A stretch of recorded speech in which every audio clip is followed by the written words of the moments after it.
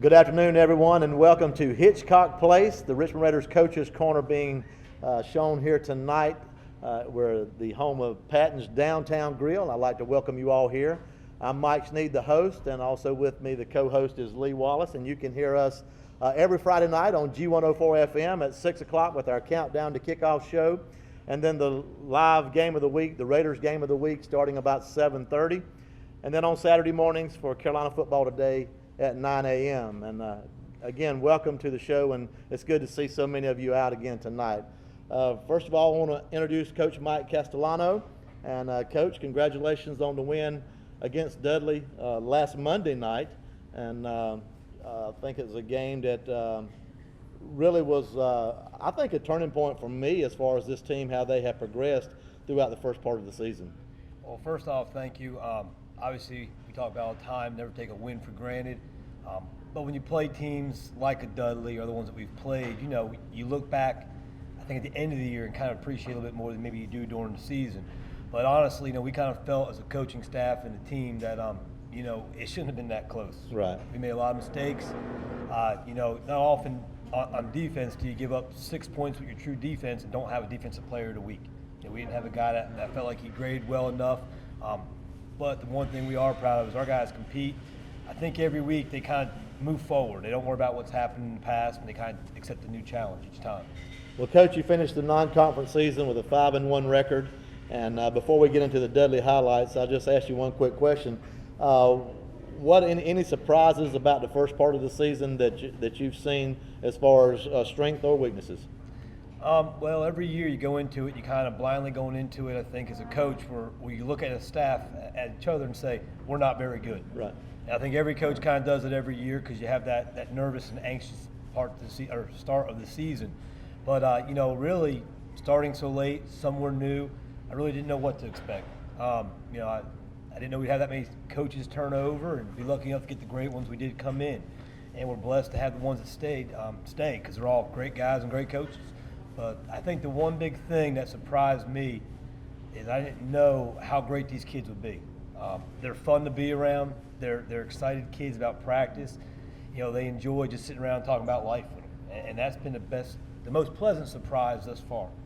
Well, it's been a great surprise for us as fans as well to watch the new system develop and the kids just really buy into it. And we see a lot of excitement before the game, on the sidelines during the game, not only from you bouncing around, but the kids just seem to be really intense what they're doing. But congratulations, a 5-1 record. I know you'd rather be 6-0, but you know you can't win them all. But I think it's a great accomplishment early in the season. Let's move to last Monday night's game against Dudley and let you talk about some of the highlights about that game. We got Coach Bordeaux cut the playlist down a little bit for me this week. He's a little smarter than I am with computers. But we went with 4 plays so we could talk about them a little bit longer and kind of hopefully rewind it if we need to and explain what's going on. The first one here is the first touchdown pass. It's from Leon to Lavelle. Now, a couple things happened here in the play. Obviously, Coach Bordeaux was looking to see what they're lined up in, get the play call in, listen to the other coaches and their input. First thing we do is if you look at our running back right here, he does a great job of stepping up and blocking the blitzing linebacker. If he doesn't do that, we don't have that good pocket. Yes, the OL is doing a great job in pass protection, but he allows the play to happen. Coach Bordeaux and offensive coaches realize they're playing man coverage. Right here is Lavelle coming across the field. He's running a shallow concept. We have a release coming by the number 2 guy down here, which clears out and makes the guy who's in man coverage chase. At that point, Leon sets his feet. We've been working hard on that, staying in the pocket. Gets the ball to Lavelle, and now if you look, you automatically see the 2 wide receivers that are downfield. Mm-hmm. They're down here. I believe it's Octavius Harris here. Can't remember the jersey there, who that was. Apologize. But if you watch Octavius in the end zone, he actually blocks until Lavelle outruns everybody and scores. That shows a great commitment to your teammates. It's not about you. It's about your team winning, about somebody else having the opportunity to score. His name didn't end up in the papers for that play. His teammates did, but he still gave maximum effort. We saw Lavelle do that the last game against Southview I think for maybe even Octavius in that game. Yes, sir. That's the way it works in our offense. You know, a lot of guys have an opportunity to make plays. Yep. So when your chance comes, you have to be there to do it. If not, help your teammates. This play right here, it's going to be Tyler Calhoun. This is technically, so we all understand this. This is not a run play. This is technically a pass play because the ball is pitched forward. Difference being, obviously it counts differently in the stat sheet, but also if the ball is tossed forward, if it hits the ground, it's an incomplete pass. It is not a fumble. Most teams actually try to hand it off, and it can't get to be a bad situation due to weather or timing or whatever else. So here, if you look, same concept. We have a running back leading on the play. Demontre Bennett, Lavelle again is blocking. Curtis Ledbetter's out there blocking. Obviously, the offensive line is stretching. Great job by our tackle, I believe we're going to talk to here in a minute, of sealing that guy. And there's our second touchdown pass of the night. Obviously, again, a lot of guys doing something to create one guy an opportunity to score for the betterment of the team. The next play we have here is something we practice every day in practice. It's one of those things people take for granted. We really focus on special teams and the little things about the game of football, as we talked about before, football IQ. After they scored on that fake punt, they line up for an extra point. In the last couple games prior, they got away from kicking extra points and had gone for 2. So we were looking to see if 83, their kicker, came on the field. I believe he's a sophomore. We saw him come out there and we got excited. Coach Jacobs did a great job with the special teams unit on Thursday doing a film study to show them this is where they're weak, this is where we have an opportunity to block the kick. Obviously, when it came down to winning by essentially, an extra point after that second touchdown, this was probably one of the biggest, if not the biggest play in the game, and it just randomly happens and people take it for granted. But if you watch up top here on their formation, you can see Boo Gray does a good job pressing. We'd like to be a little tighter right here, and then a corner comes off the edge because he makes the wing, the guy in the 2-point stance right there, step down and block him, and it creates an opportunity for him to come around the edge. We'd like him not to leave his feet, continue to run through the target, but create a situation where he blocks the extra point, and it gives us a lead of 14-6 instead of 14-7, which inevitably forces them to go for 2 later on down the road. So that's something we talk about every day in practice, trying to win on special teams and doing the little things right. Now this play right here is the one I had to apologize to the defensive coaches after we picked this off. I don't know exactly what I yelled. I knew it was clean, but I just yelled into the headset as this ball was picked off because I knew we were going to make the stop. I knew we were going to make a play. I just didn't know when it was going to happen, and it was getting a little close there. But we picked this ball off. This is the coverage we work when they have 3 receivers to the side. And what we did in this game for defense was we taught our kids the 14 different formations they lined up in, the slight variations, and taught them exactly what we wanted to be in. And they would check it on their own each play. I would just give a check sign, and they were responsible for doing it. So they see the formation change here late, and they do it. This coverage right here, Boo Gray is the safety in the middle of the field. Now, as legacy goes and legend will grow, this is a great play by him. He was beat. Okay, everybody said how great a play was. He actually makes a mistake. He realizes he's wrong. He then recovers, and the old saying goes, just because you made a play doesn't mean you were right. That's kind of the situation here. If you watch the third receiver from the sideline, he comes off, the linebacker is supposed to force him and trick him to go underneath to Boo Gray, who's supposed to keep him in front of him. Our other safety, Skinner, is over here near the hash, and he's not supposed to be anywhere near number 3. If you look, Boo Gray is staring in the backfield. He's beat. All of a sudden he goes, oh crap, I'm beat. He turns and runs, and luckily, I don't know if he saw Skinner there. He just sort of threw it a little bit, but Skinner is behind him where he's not supposed to be, and Boo Gray is not where he's supposed to be, and luckily we made the play. And as legend will grow, it was a great call, great play, great coaching, great weather, and the whole 9 yards.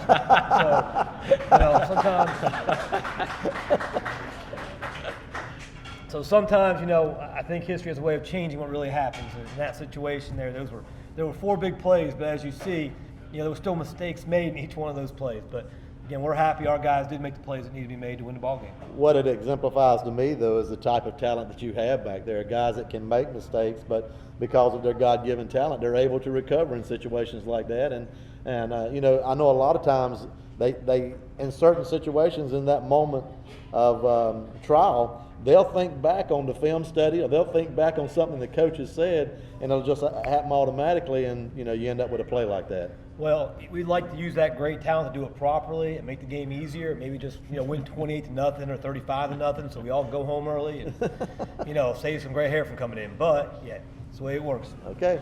Coach, when you have a game with that much rain on a wet field, do you change the playbook or change the strategy very much? Well, more than anything, we just want to execute. So we try to call the best things in every situation. weather included, scheme included, opposing team, our talent level all included. Great. Well, we'll be back for more of the Richmond Raiders Coaches Corner here from Patton's Downtown Grill.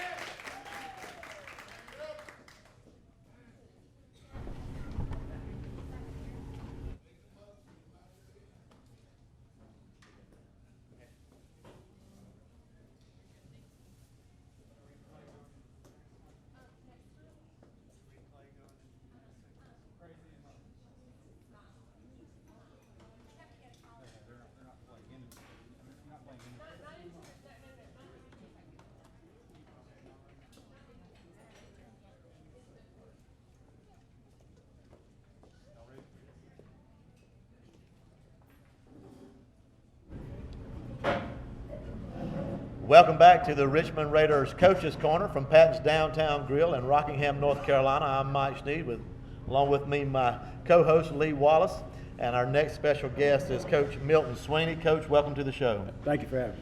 Coach, in a turmoil situation where coaches were coming and going, you decided to stay at Richmond, and man, we appreciate you staying.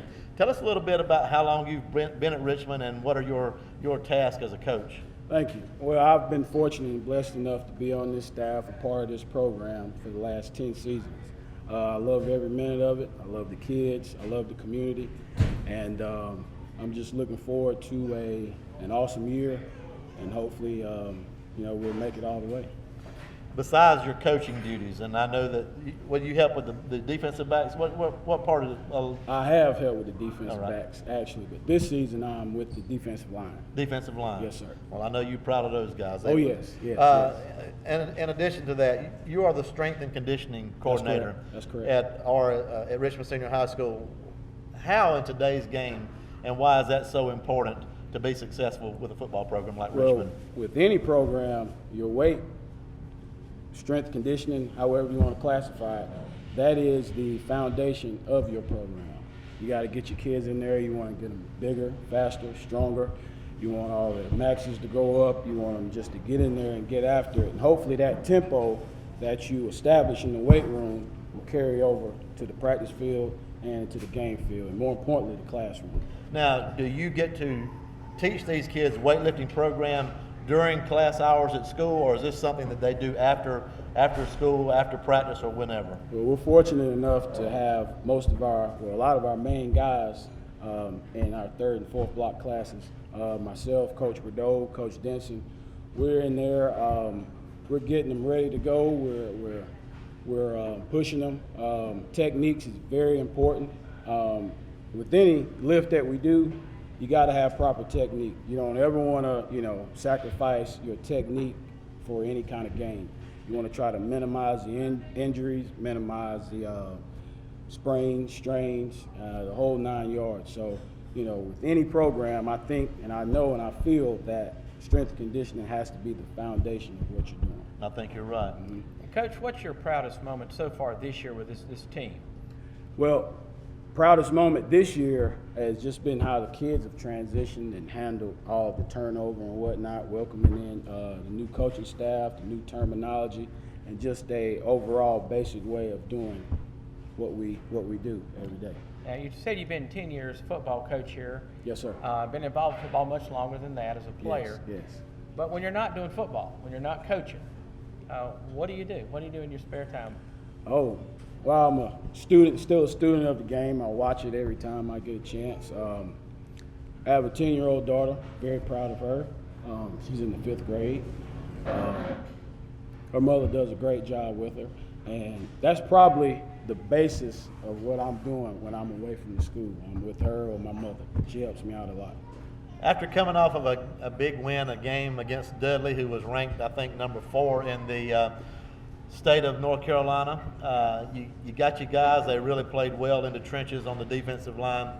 You go to a team at Hope County, a team that's not doing so well as far as record goes, but always a tough place to go and play at Raz Altry Stadium. What do you expect from your guys this week as they prepare for Hope County? Well, I hope we got a bunch of guys out there, and I know that they'll go out and give maximum effort. Up front, we'll win the one-on-one battles. Coach Jacobs does a great job at getting the backers to fit off of my guys up front. Coach C and Coach Gould do an excellent job on the back end. And when we tie all 3 phases together defensively, I think, we have a very good chance to be successful. I think you're right. Well, that's going to do it for this portion of the Richmond Raiders Coaches Corner. We'll be back for more right after these messages.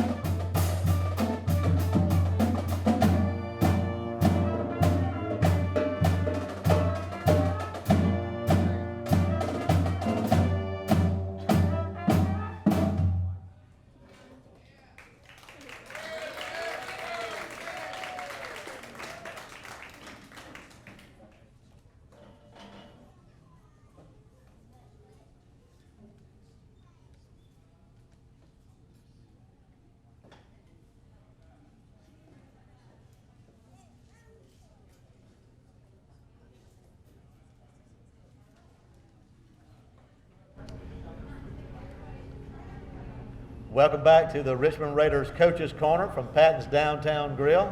I'm Mike Sneed along with Lee Wallace, and our next special guest is offensive lineman Alex McLean. Alex, welcome to the show. Thank you. Alex, first of all, tell us, how long have you played football in Richmond County? I started in 7th grade with travel football and transitioned over to middle school. And made your way on up to the varsity at Richmond Senior High School, and now you're starting offensive tackle. Yes, sir. As an offensive lineman, what are some of your toughest challenges as you prepare each week for the next opponent? Usually it's just learn the new formations every week because they give us different formations every single week, and usually every Friday they'll throw another one at us, and we have to, we have to transition and figure it out, and it usually comes pretty easy. Well, you guys we've seen tremendous improvement each week as the season has gone on. As you transition from basically a run-off type offense, option type offense, to a more of a spread type offense, are the blocking assignments any different from what they were, say, a year ago? It's pretty much 50-50 run and pass and a little bit of screen, and I like it, and it's a little easier. A little easier for Yes, sir. Well, great. What's your best moment or proudest moment so far this year with this team? Probably just always coming together so far this season. You get 12 years at school, and you're a senior, right? Yes, sir. So what do you plan to do after this year, Alex? Hopefully go to a 4-year university, major in physical therapy, and pursue my career in football. Well, Alex, I have one more question. In your preparation each week, everybody has a little thing that they like to do. What is your special way of getting prepared for the game, whether it be in film session, music you like to listen to? How do you get prepared for the game as far as your personal self? Well, I'm pretty superstitious, so I do the same thing every week. I used to be the same way. I usually have a whole playlist of songs, and I check the same thing with my bags, my gear, my cleats, my helmet, my gloves. I do the same thing every week. That's great. Well, congratulations on the start of the season, and we hope that a lot of folks say this might be the midpoint, but we hope the midpoint comes about week 8 for the Raiders this year. So congratulations so far, and good luck the rest of the year. Thank you. That's Alex McLean joining us here on the Richmond Raiders Coaches Corner. We'll be back from Patton's Grill right after these messages.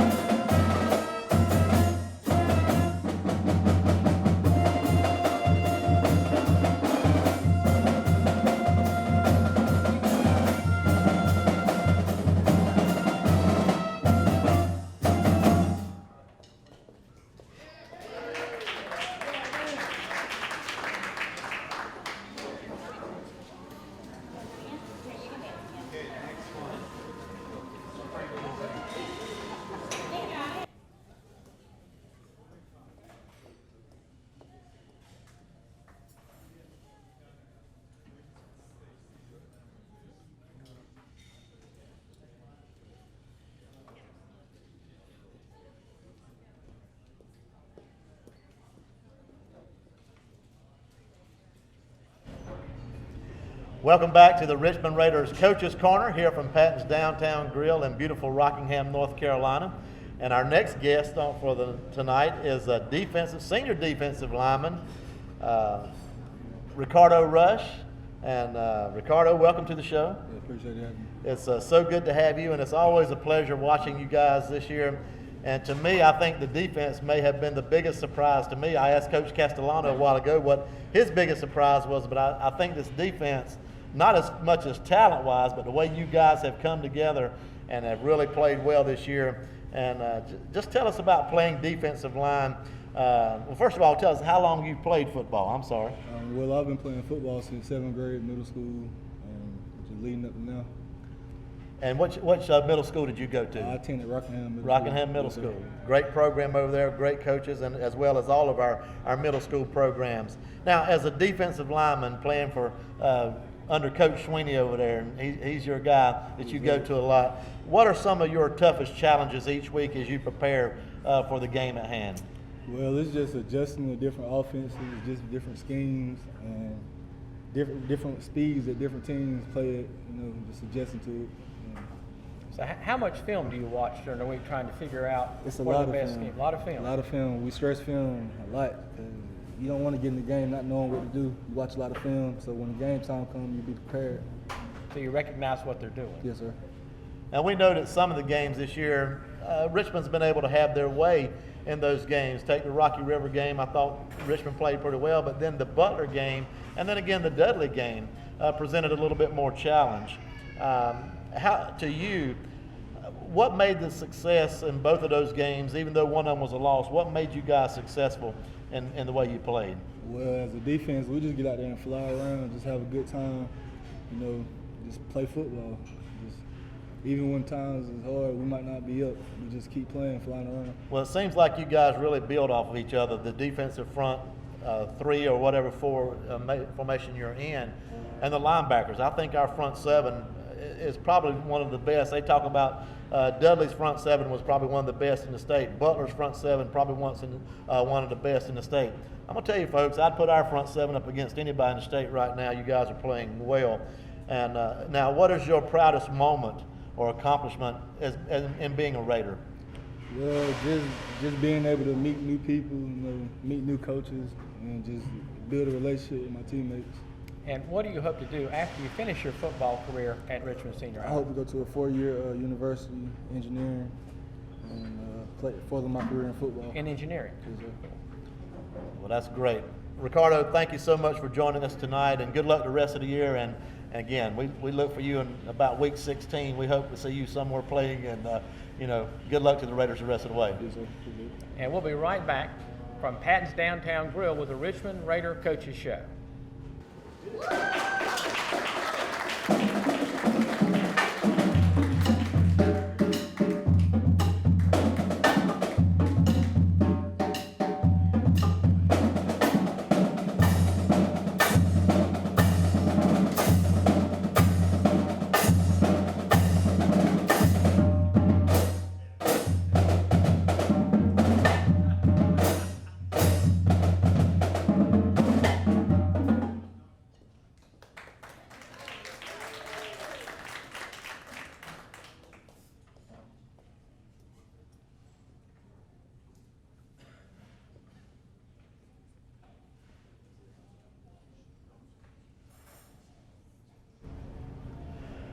Welcome back to the Richmond Raider Coaches Corner here from Pat's Downtown Grill. Just let me remind you, we do this every Monday night at 6:30, unless we have a football game for some reason or another. But we are again here tonight, and our next guest is a guy that I've known most of my life, and he was born here in Richmond County. Make welcome Mr. Wiley Mabe. Wiley, you grew up in Richmond County, went to Ellerby High School. Just tell us a little bit about yourself, how you progressed all the way up to your tenure on the school board. I was lucky enough to have a good education at Ellerby. Went on to NC State University, graduated there with a degree in ag education, came back and actually taught the last year that Ellerby High School was Ellerby High School. And a lot of people don't know it, but we had a pro football player in that class. Johnny Ray Miller went to Livingstone College and then went with San Francisco 49ers, so Yes. Enjoyed that. I remember him very well, and you got to see a lot of kids come through the system, not only as an educator, but also as a student here, and now as you're part of the school board. What are some of your proudest moments, or some of the things that you've seen developing in the Richmond County school system, maybe not as much as sports, but in education as well?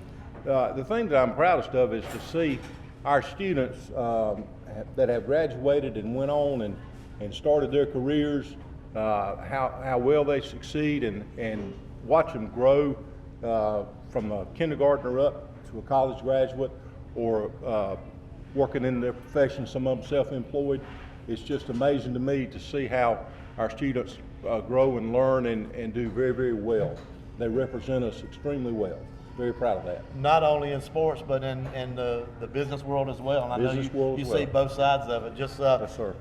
Watching TV this weekend, watched the Clemson game. Tyrone Crowder on the team for Clemson, doing a great job.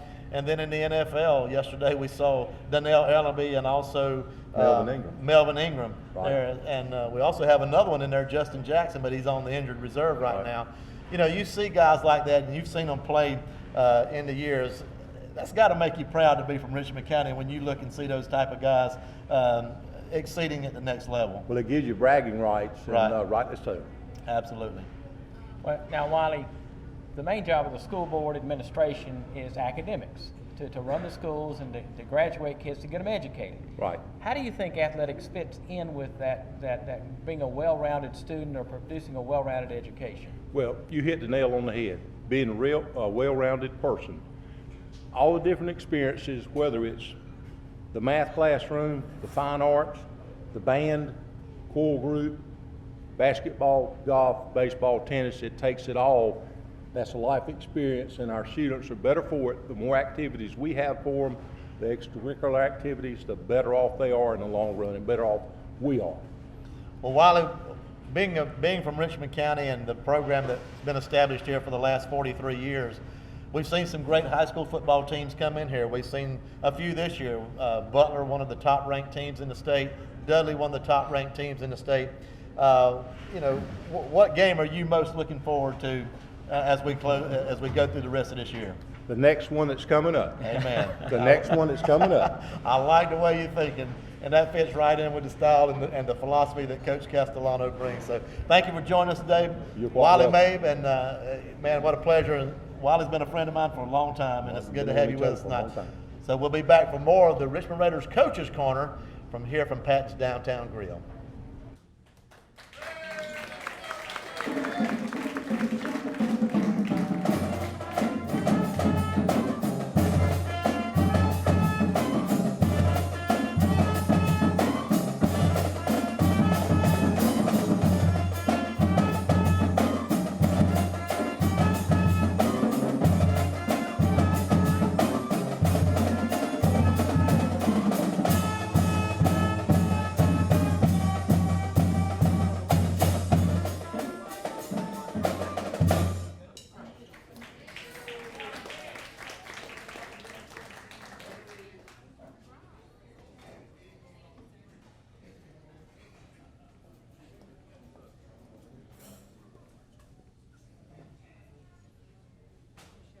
Start out, Mike.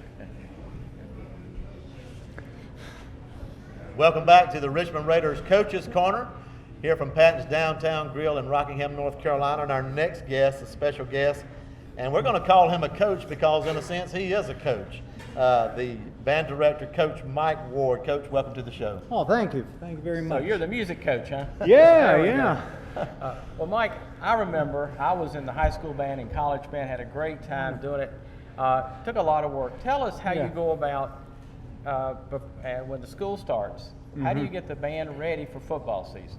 Well, we start in May with our auditions, and then from there we have our mini camps and our summer practices. So there's a lot of time before school even begins, before we even hit the field. So a lot of preparation, and this year we this year I'm just very proud of my students. They're doing a terrific job.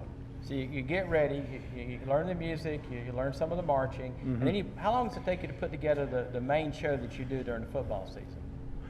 Well, that's a good question, and we spend the summer learning the music and then learning marching fundamentals, and this season we kind of had a little bit of adversity when it came to learning the field formations, because halfway through August we realized that our field formations that we were doing for the show were no good. And so, which was a good timing for that, but what I had to do is we scratched that, learn new field formations, and within the next couple of weeks we'll be finished up with the marching and playing. We know all the music, we just have to get all the marching on the field in time for competition. So you get ready, and then school starts. How many hours a week do you and the kids put into preparing for each Friday night? A lot.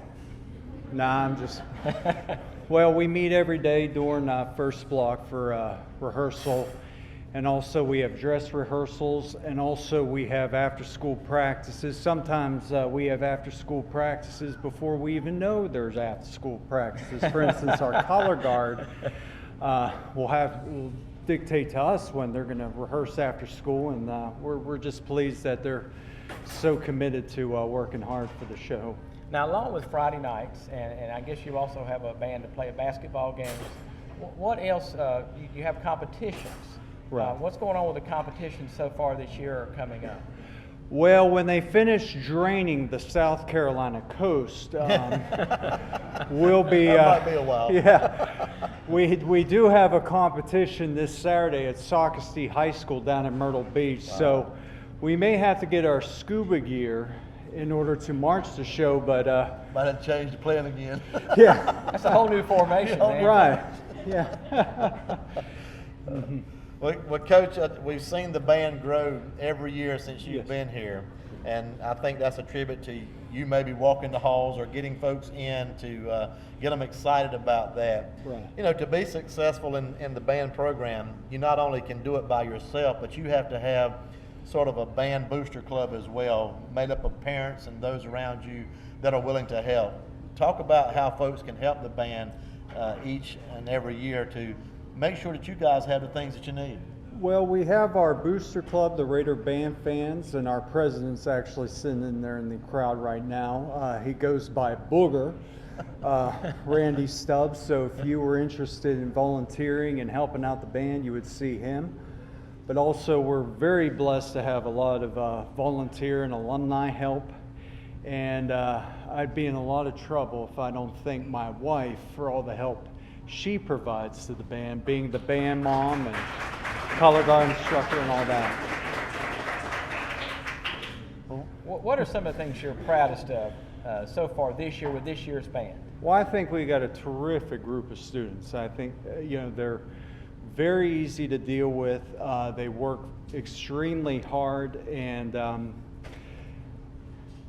regardless of whatever we ask them to do, they're willing to step up to the challenge. So, and that's what I'm here for, the terrific students that I have, and every day is a blessing to be able to work with them. Well, Mike, really oh, I'm sorry. Oh, no. It's always a pleasure to see those kids at the game on Friday nights and to start playing that Raider fight song, man. I tell you, it really just gets the crowd up. Do you think that's very important as far as the game goes on Friday nights? Oh, absolutely. And I come from a diversified family. In fact, my sister was captain of the cheerleading squad, and I was going to the Raider games before I even became the band director. Okay. So I was a Raider fan before I took over the band. So it's very important for us to support the team every Friday. Awesome. Well, thank you for joining us again tonight, and good luck the rest of the year and in your competitions. Well, thank you. Okay. And we'll be back in just a minute with the Richmond County Coaches Corner from Patton's Downtown Grill.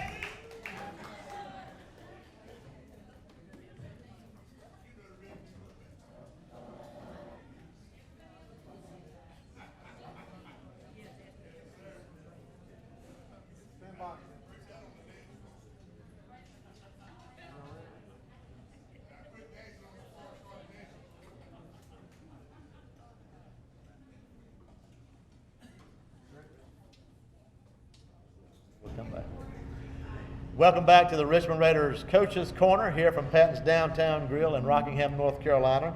Our next special guest is Keyshawn Ewing, and he is the drum major for the Richmond Senior High School Marching Band. Keyshawn, welcome to the show. Thank you for having me. I'm telling you, it's a pleasure to watch you guys each and every Friday night when you get to perform at halftime, and I know it's a thrill for you to be able to stand out in front of that home crowd and really just present your colors, the Richmond Raider colors. It is. So how much work does it take to get it for you to be able to lead the band to get a show ready? Well, it takes a lot of practice and a lot of hard work. I spent a lot of the summer like training and stuff just to get myself prepared. As the guy that stands out in front, what does your job entail? I mean, you're leading the band, the marching band. What does your job call for you to do each and every time you hit the field? Well, basically, I'm like Mr. Ward. I'm conducting, I'm teaching, I'm helping, I'm instructing, I'm doing everything that he does. Checking to make sure everybody's in the right place Yes. at the right time? Yes. Well, when do you have fun? Now, you do all this work and all this practice. When do you really have fun being a drum major? Well, I always have fun. I enjoy it very much. Well, as a drum major, you don't get to play an instrument during the show, but what instrument do you play? I play the clarinet. The clarinet. Yes, sir. And tell us a little bit about the clarinet and how special that is to you. Well, to me, the clarinet is like the easiest instrument to learn for anybody. It means a lot to me. Like, I love my clarinet with all my heart. Besides playing the clarinet, being a drum major, and being there on Friday nights, what other activities are you involved in at the high school? Well, I'm in FBLA, the Cure Club, and the Afro-American History Club. And what's your favorite memory about being a part of the band at Richmond Senior High School? Well, it was like a recent memory. When we wore our uniforms for the first time this year, it felt like so official because I had my uniform in. Right. It was so official. And do you have any input in the music that the band plays? Do you get to go to Mr. Ward and say, I'd like for us to play this? I do. You do? I do. Awesome. And what type of music do you like? I like all types of music. I don't have a special type. I like all kinds of music. Music's got to speak to you, doesn't it? It does. Well, what are your plans after high school? Well, I want to go to a four-year college. I want to go to ECU to be a musical therapist. Awesome. Yes. Well, that's great. Well, good luck with that, and thank you for joining us tonight. Thank you for having me. Again, that's Keyshawn Ewing joining us here on the Richmond Raiders Coaches Corner. We'll be back for more from Patton's Downtown Grill.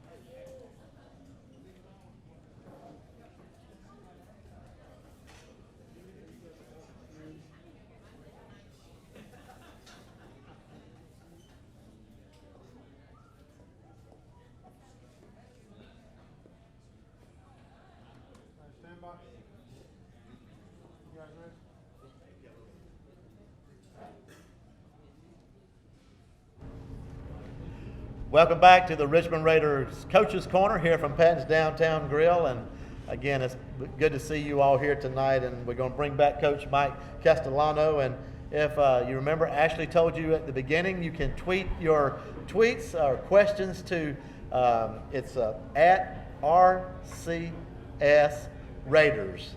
So, and I don't know much about tweeting, but I know you young folks do. So if you don't know, find somebody that does if you have a question, and they'll make sure that they get it to us. And we do have a couple of questions tonight for Coach Castellano. They come from people just in the crowd, right? Yeah. Okay, if it's anything embarrassing, I will find you afterwards. That's I'll let you know that.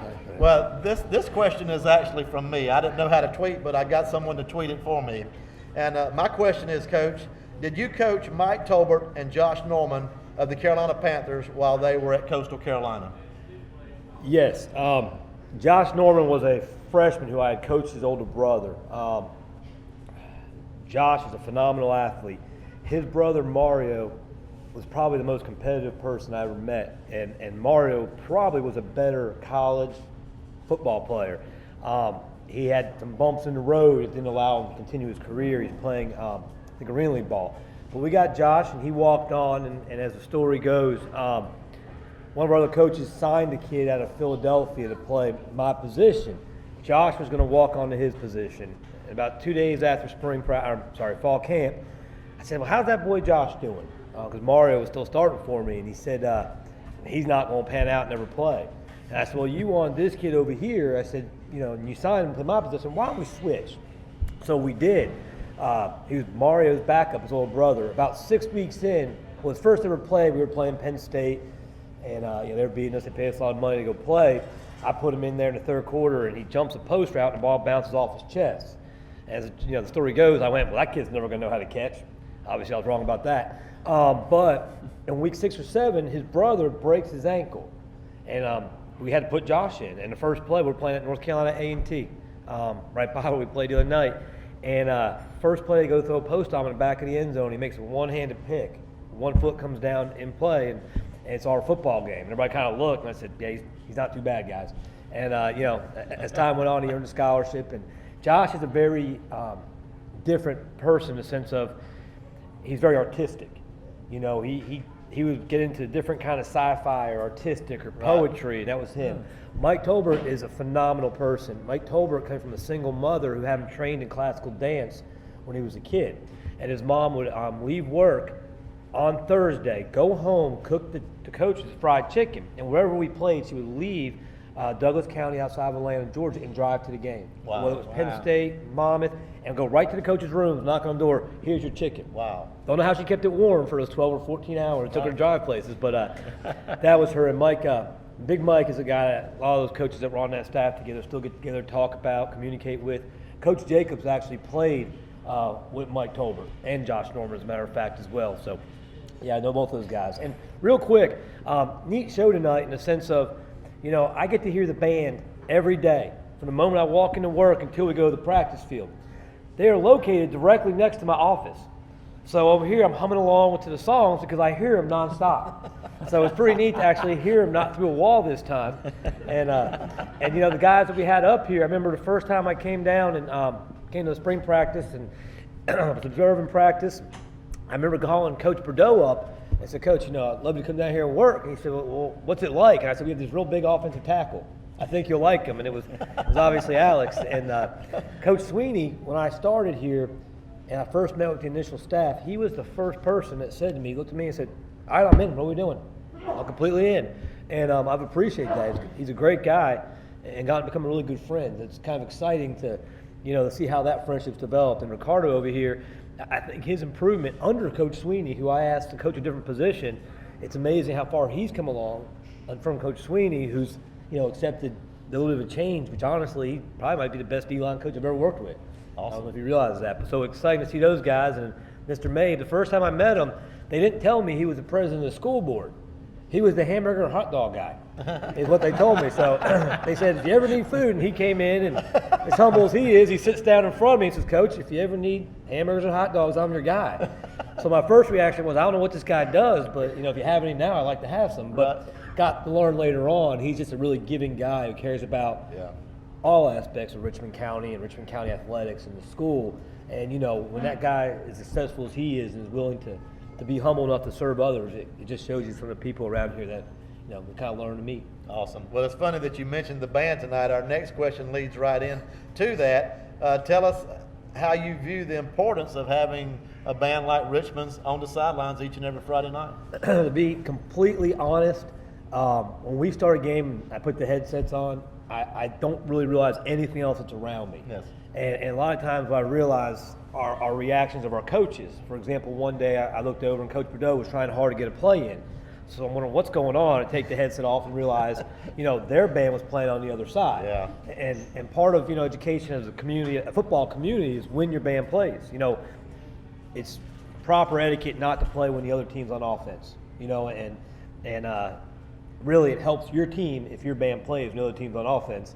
But it's great to hear. I know the kids are excited with the program. I know that I've heard from many of my friends that have come from other places to watch us coach, and they say how successful our band is, how much better our band is in other places. So I'm not very musically gifted, so I'll take their word for how good our band is over me hearing it through a wall every day, and kind of get to the point where I turn on ESPN radio real low sometimes to kind of 12th time I heard the song in one day, I try not to. But no, it's important. It's all part of the process, and one of the things I do enjoy is when I'm leaving the field, our band will say, "Hey, good luck, coach. Hey, good luck, coach." Yeah. And I enjoy looking at them and saying, "Good luck," because it's not only the football team's performance, it's the cheerleaders, it's the band, it's everybody else's performance as well. It's the people that volunteer to do things and help get the field ready, or the coaches that paint the field. So, it's everybody's performance. Yeah, and with a booster club, band booster club president with a guy named Booger, you can't go wrong there, can you? That's his name. Oh, I thought you were giving me some friendly advice. No. That was my fault. I had to throw that in there, Randy. My fault completely. No problem. Well, Coach, you've gone through the first phase of the season, then maybe the second phase in your eyes, but the non-conference season is complete. You finished 5-1. Now you've had a week off. How has this week been with all the weather conditions as far as getting over the non-conference, trying to get everybody healthy? How's your preparation been the last couple of weeks as compared to what it would be during a normal week of the year? Well, obviously with the change in the schedule there, we typically, in a bye week, if we win on Friday, we give them off Monday. And we would go Tuesday, Wednesday, how we do on Tuesday, Wednesday, and then Thursday dictate if we have practice on Friday. Right. So this time what we did was we played Monday, we gave them off Tuesday, had a quick staff meeting, just try to get things a little organized and all that good stuff. And then Wednesday, Thursday, we practiced. Shorter practice on Wednesday. Thursday was more of a full practice to an extent.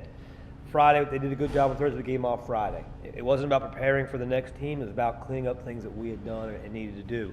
Then we started today with our preparation with a normal Monday routine, normal Monday practice to get ready for this week's game. So obviously a little bit of change, but good, bad, and different, we can't get any of that stuff back. So we just have to worry about getting better tomorrow. Well, how did the preparation go as far as cleaning up the stuff? We know that there's been a lot of turnovers this year. Is that things you work on, or just getting people in the right place at the right time? Is that things you're working on? All of it. I mean, we have to clean up special teams a lot. We have to, a lot of times there's a turnover. It's one person technique or error, or one guy blows a block that's led to that, or one person's poor decision making, or something of that nature. Defensively, we've got to communicate better. We've got to be in the right spots. We have to get our eyes right, and more than anything, like with Coach Sweeney, I can't do a lot of things on my own. Coach Bordeaux for 4 years now has been taking care of me and making sure I don't screw everything up all the time. And one of the things we preach as the defense is we're a buddy system. Nobody in life can do anything by themselves. They need somebody there. They need help to be successful. Well, we preach our defense the same way. So we've worked really hard to try to teach them, do what we ask you to do, because there's a guy next to you who's going to do what we've asked him to do. And if you trust him, it's all going to work out and we'll be successful. And those kind of things, what we're trying to reemphasize in the last week. And one thing that I tell people that play football, that trust and those relationships, you carry those for a long time. I mean, even after football, and I've got friends that I played with back in many years ago. Well, Coach, this week we got to take on the Hope County Fighting Bucks at Raz Autry Stadium in Hope County, and that's traditionally a pretty tough venue to go in and play. I know their record's not real good, but you guys are getting prepared for that. What do you expect from Hope County this week? They've got some players. They've definitely got athletes. They have speed on the field. The quarterback, obviously, is a very athletic kid who can run. A bunch of receivers that are good. Two guys I think are first-team all-conference track that are tailbacks for them. So we know they've got players there. Defensively, Coach Denson said the other day, well, I'd take some of those DL right now. We'd love to have them. So they've got players there. And it's going to be a competitive game. Coach Denson educated me today. Only every other year has it been a really tough competitive game. So luckily it's this year, which turns out it's every year we go there. He said it's a really competitive, tough game, and they fight you hard. And obviously the stadium's got to be intimidating because nobody says their stadium. They always say the stadium by its full name. Yep. So obviously there's got to be a reason for that. But, it doesn't matter who we play. Our record is 0-0 right now. Right. That stuff's all done. If we want to have a chance to accomplish any goals, we have to do well this week. Absolutely. Well, it's been a great show. We thank you all for coming out again. I'd like to remind you that next week, the following week, next Monday begins homecoming week, and we're going to have a very special show starting next week, next Monday night at 6:30 here from Patton's Downtown Grill. So, Coach, good luck the rest of the way, and good luck to you players, band, good luck to you. Thank you all for coming out, and we'll see you next week on the Richmond Raider Coaches Corner here at Patton's Downtown Grill.